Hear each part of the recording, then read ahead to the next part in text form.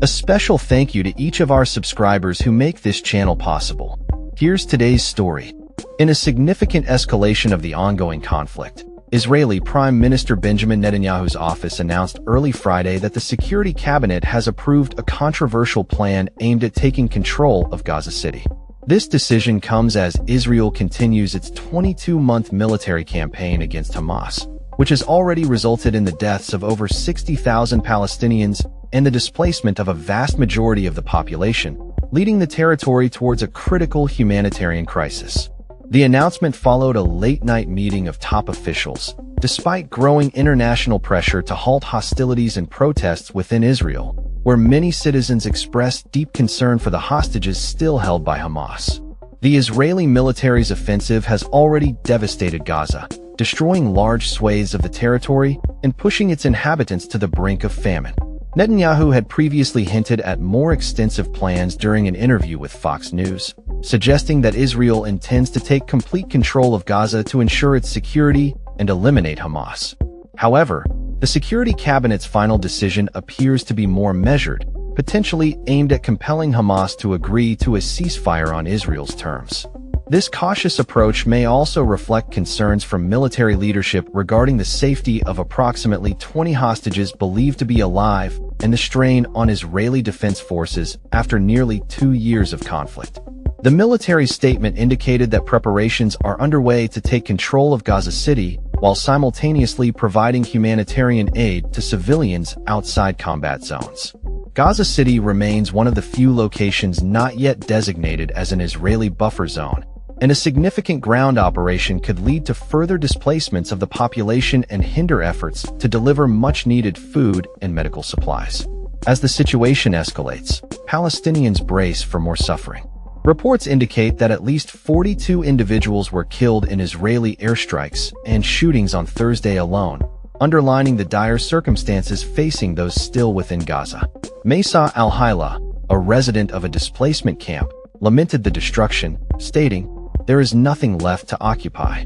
There is no Gaza left."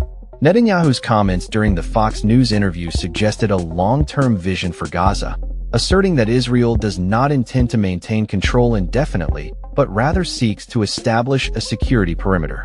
He emphasized the desire to transfer governance to Arab forces capable of providing stability and a better quality of life for Gazans.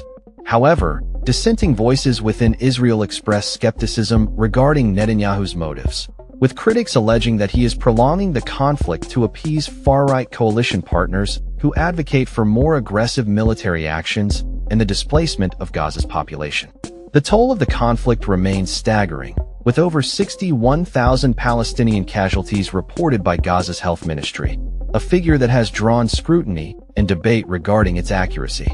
The ministry, associated with the Hamas-run government, faces challenges in providing comprehensive data amid ongoing hostilities. While Israel disputes these numbers, it has not provided alternate figures to clarify the situation. As the humanitarian crisis unfolds, the situation at distribution points for aid has become increasingly chaotic and deadly. Reports from various sources indicate that desperate crowds have led to violent confrontations, with Israeli forces accused of opening fire on civilians seeking assistance.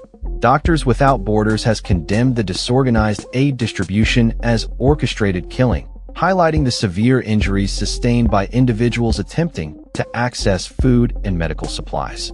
The international community watches closely as Netanyahu's government navigates this complex landscape, balancing military objectives with humanitarian responsibilities. The impending military operation in Gaza City poses significant risks, not only to the already suffering population, but also to the broader stability of the region.